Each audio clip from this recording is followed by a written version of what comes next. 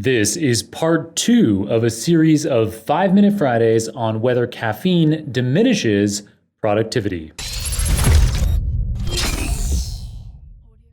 On last week's 5-Minute Friday, I described the reasons behind my suspicion that caffeine diminishes productivity. So here they are briefly. First, I'm consciously aware of my mind darting off on task-irrelevant thoughts the more recently I've had a cup of coffee. Second, the most productive person I know doesn't drink caffeine. And third, during the only period of my life where I can objectively and quantitatively confirm that I was exceptionally productive, I didn't drink caffeine. Given those pieces of evidence, I decided I wanted to conduct an experiment. Conveniently, going back to 2016, I have a daily record of a few dozen habits that I track. One of those habits is the number of cups of coffee that I drink. Another one is the number of pomodoros, 25-minute sessions of uninterrupted, deeply focused work. Check out episode 456 for more detail on this Pomodoro productivity technique.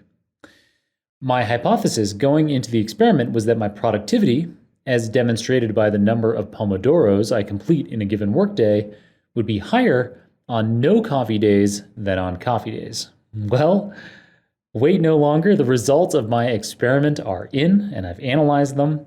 So if you head to jonkrohn.com/coffee, you can check out my Jupyter notebook for yourself. It includes the experimental data, my code, and the results. Again, that's jonkrohn.com/coffee, and I'm going to walk you through the notebook right now. All right, so first let's talk about where the data come from. So I have two groups of data. One is from when I was still drinking coffee. So this is from the final 2 work weeks that I was drinking coffee, Monday, August 2nd to Friday, August 20th.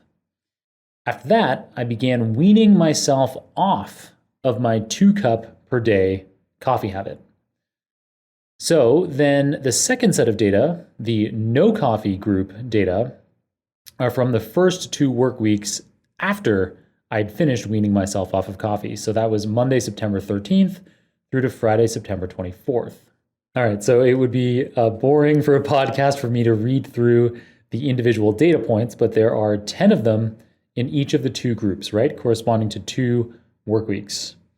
So the coffee group has 10 integers in it, and each of those integers represents the number of pomodoros, again, 25-minute blocks of uninterrupted, deeply focused work that I completed on a given workday.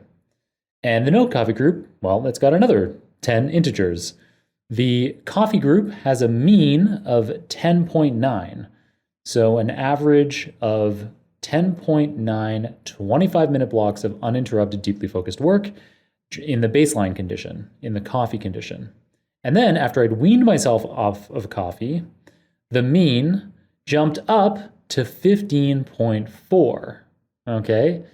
So, well, that's interesting. And if you go into the Jupyter notebook, you can see box plots that show the distributions of the coffee group relative to the no coffee group. So you can compare those side by side.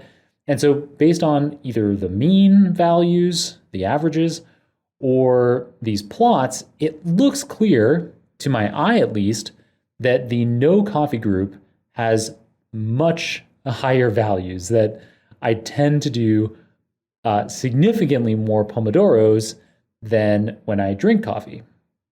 Okay, but we are armed with statistical tools. We don't just need to guess. We don't just need to say, okay, 15.4 sounds bigger than 10.9. And we don't need to just look at the distributions and say, well, it looks like the no coffee group is different from the coffee group. It looks like the no coffee group is higher. We can run a statistical test to compare the two. So specifically, I used something called Welch's t-test.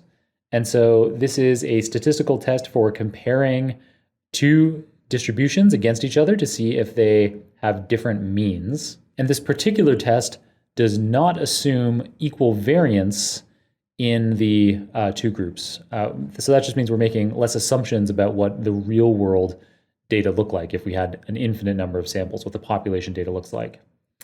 So after running that t-test, well, unsurprisingly, we see a very strong statistically meaningful relationship. And so the no coffee group has a very statistically significant increase in the number of Pomodoros that I complete, specifically on those days where I had 15.4 Pomodoros in the no coffee group, corresponding to 6.4 hours of deeply focused work. That was statistically significantly more than on the days that I did drink coffee, where I only had 10.9 Pomodoros, corresponding to just 4.5 hours of deeply focused work. So about 2 extra hours, or almost 50% more hours of deeply focused work on the days that I didn't drink coffee than on days when I did. And that is hugely valuable for me, because that deeply focused work is where I do some of my most interesting things, like recording podcast episodes, videos for YouTube, writing books, and so on. So that time is hugely valuable to me, and I haven't had any coffee since running this experiment.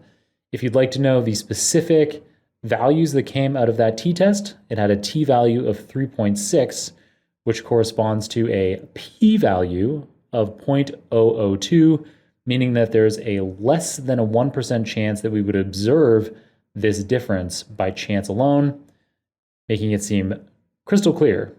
It's extremely likely that that not drinking coffee is much better for my productivity. Now, I'm just one person, so while these results are interesting, it's not a huge sample size.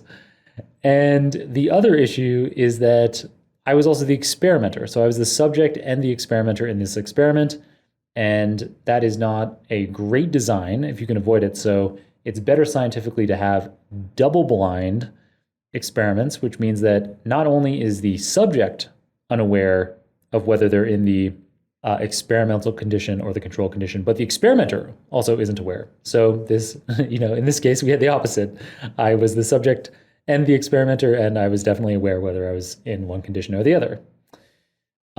So that could definitely be a factor, although I didn't think to do this experiment until after I'd collected the data. So I don't know. So I don't think I was deliberately fudging the results here.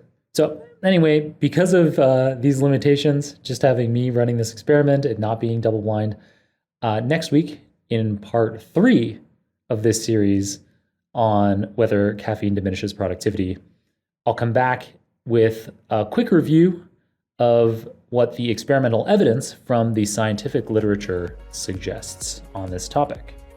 All right, that's it for today's episode. Keep on rocking it out there, folks, and catch you on another round of Super Data Science very soon.